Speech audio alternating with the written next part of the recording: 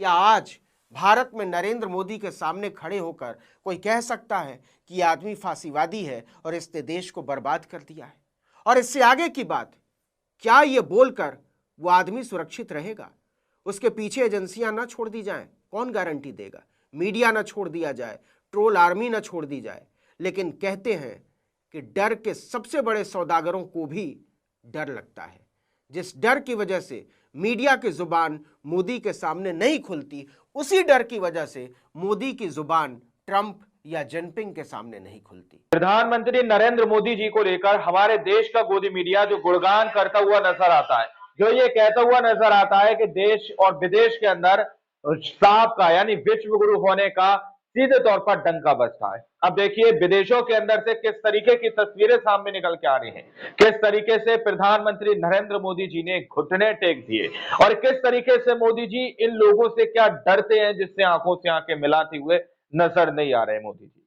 और गोदी मीडिया ये तस्वीर आप लोगों को नहीं दिखा रहा। हमारे साथ वरिष्ठ पत्रकार मौजूद हैं, आप उनकी इस रिपोर्ट को देखिए।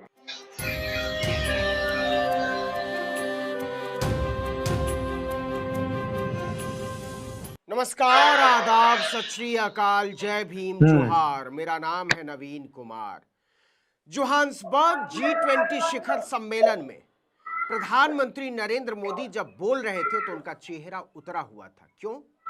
क्योंकि यह बात दुनिया के सामने आ गई है कि वो डोनाल्ड ट्रंप और शी जिनपिंग का सामना करने से कतरा रहे हैं। जोहान्सबर्ग के G20 सम्मेलन में न अमेरिकी राष्ट्रपति डोनाल्ड ट्रंप पहुंचे, न चीनी राष्ट्रपति शी जिनपिंग और न ही रूसी राष्ट्रपति व्लादिमीर पुतिन। मतलब दुनिया की तीनों सबसे बड़ी शक्तियों ने इस बैठक से दूरी बना ली। और ट्रंप के शामिल होने के मुद्दे पर अमेरिका ने तो मेजबान देश को झूठा तक बताइए। चीन, अमेरिका और रूस के अलावा अर्जेंटीना के राष्ट्रपति जेवियर मिलेई भी नहीं पहुंचे। मेक्सिको की राष्ट्रपति क्लाउडिया शेनबाम ने भी अपनी यात्रा रद्द कर दी और नाइजीरिया के राष्ट्रपति बोला टिनुबू ने भी अपना दौरा रद्द कर दिया। तो ले देकर नरेंद्र मोदी बड़े नेताओं में इटली की प्रधानमंत्री जॉर्जिया मेलोनी, ब्राजील के राष्ट्रपति लूला डी सिल्वा और फ्रांस के राष्ट्रपति इमैनुअल मैक्रों से ही हाथ मिलाते रह गए। तो क्या मोदी सचमुच में डोनाल्ड ट्रंप और शी जिनपिंग से डरते हैं? कम से कम 5 ऐसे मामले हैं जब ट्रंप ने मोदी की धज्जी उड़ाकर रखी और इसने एक देश के तौर पर भारत की साख को कमजोर किया। पहला तो 50 बार से ज्यादा यह कहना कि मैंने मोदी को धमकाकर पाकिस्तान के खिलाफ भारत के ऑपरेशन सिंदूर को रुकवा दिया। पूरी दुनिया में घूम घूम कर उन्होंने यह बात कही और अभी भी यह सिलसिला जारी है। खुद नरेंद्र मोदी ने एक बार भी नहीं कहा है कि ट्रंप झूठ बोल रहे हैं। दूसरा, ऑपरेशन सिंदूर के फौरन बाद सारे प्रोटोकॉल तोड़कर व्हाइट हाउस में पाकिस्तानी सेना के चीफ आसिफ मुनीर का स्वागत करना। आमतौर पर अमेरिकी राष्ट्रपति सीधे किसी विदेशी सेना प्रमुख से नहीं मिलते। इस बैठक के बाद पाकिस्तानी प्रधानमंत्री और आर्मी चीफ आसिफ मुनीर को ट्रंप ने अपना दोस्त बताया था और पाकिस्तान को महान देश, जबकि भारत लगातार पाकिस्तान को आतंकवाद का पोषक देश बताता रहा है। बेइज्जती की बात यह थी कि जिस दिन यह तय हुआ, मोदी संयुक्त राष्ट्र महासभा में हिस्सा लेने के लिए अमेरिका में ही मौजूद थे।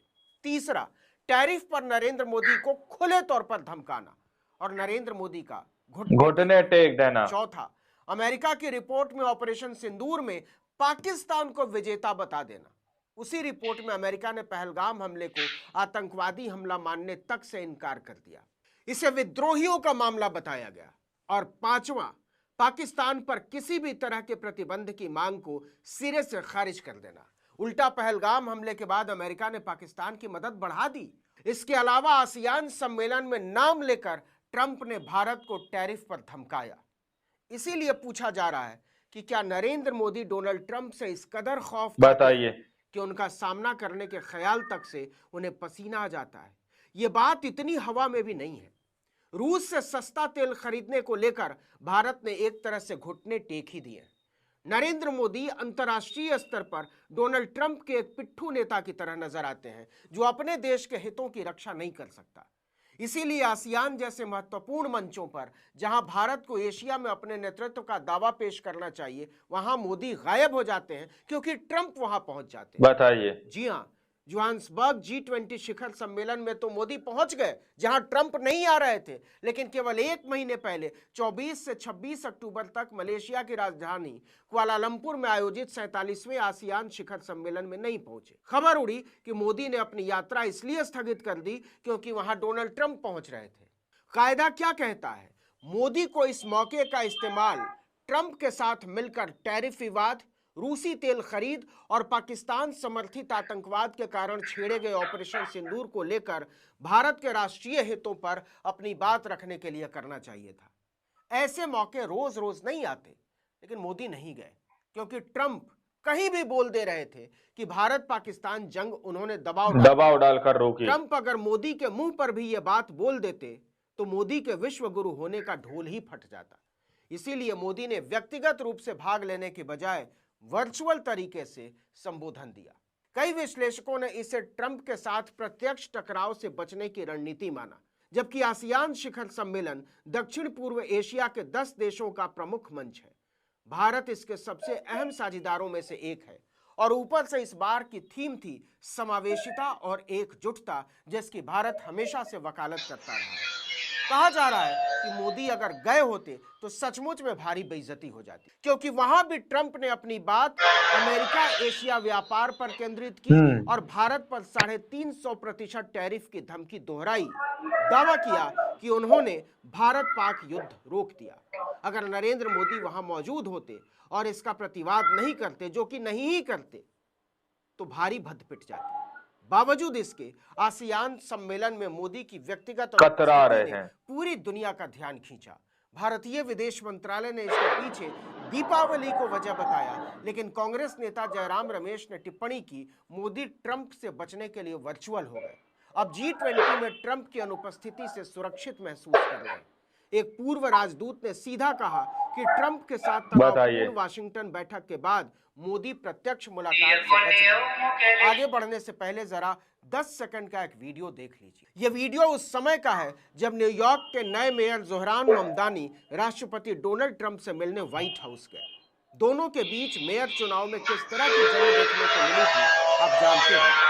पत्रकारों ने व्हाइट हाउस में ममदानी से पूछा कि जबकि आप राष्ट्रपति के साथ मौजूद हैं, कि आप उन्हें फांसीवादी कहेंगे? ममदानी ने कहा, बिल्कुल। I've spoken about. That's okay. You can just say yes. Okay. All right. Okay. It's easier. It's easier to explain it. इसे कहते हैं हिम्मत और इससे ज्यादा नैतिक बल। न्यूयॉर्क के नए मेयर जोहरान ममदानी दुनिया के सबसे ताकतवर व्यक्ति के पास खड़े होकर मीडिया से कह रहे हैं कि यह आदमी फांसीवादी है, मेरे विचार में कोई बदलाव नहीं आया। लेकिन इससे ज्यादा कमाल की बात यह है कि ट्रंप को इस जवाब से कोई एतराज नहीं। यह दिखाता है कि एक वास्तविक लोकतंत्र में सच बोलने के लिए सिर्फ हिम्मत ही नहीं, वो माहौल भी चाहिए होता है जो आजादी उसे देती है। इस माहौल की गारंटी देनी होती है समाज को, सिस्टम को, सत्ता को और मीडिया को मिलकर। क्या आज भारत में नरेंद्र मोदी के सामने खड़े होकर कोई कह सकता है कि यह आदमी फांसीवादी है और इसने देश को बर्बाद कर दिया? और इससे आगे की बात, क्या ये बोलकर वो आदमी सुरक्षित रहेगा? उसके पीछे एजेंसियां ना छोड़ दी जाएं, कौन गारंटी देगा? मीडिया ना छोड़ दिया जाए, ट्रोल आर्मी ना छोड़ दी जाए। लेकिन कहते हैं कि डर के सबसे बड़े सौदागरों को भी डर लगता है। घुटने टेक देना। मीडिया की जुबान मोदी के सामने नहीं खुलती, उसी डर की वजह से मोदी की जुबान ट्रंप या जिनपिंग के सामने नहीं खुलती। इस वीडियो में इतना ही, लेकिन अगर आपने आर्टिकल 19 इंडिया को अब तक सब्सक्राइब नहीं किया है तो फौरन कर दीजिए, बेल आइकॉन दबाइए, घंटी जैसी आकृति लाइक कीजिए और कमेंट करके बताइए हमारा वीडियो आपको कैसा लगा। हमारा ट्विटर हैंडल है आर्टिकल 19_इंडिया और मेरा ट्विटर हैंडल है नवीद जर्नलिस्ट। नमस्कार।